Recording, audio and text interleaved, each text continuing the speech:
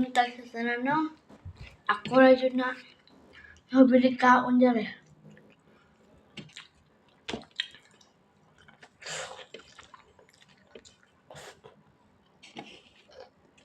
Kayugay ka mo na nakamata.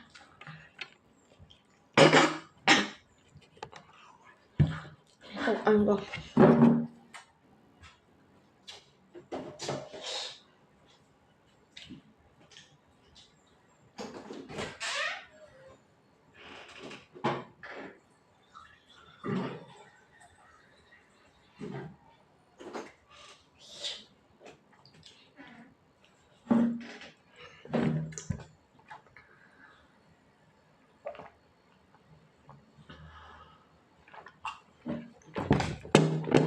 Akong sudan kay itlog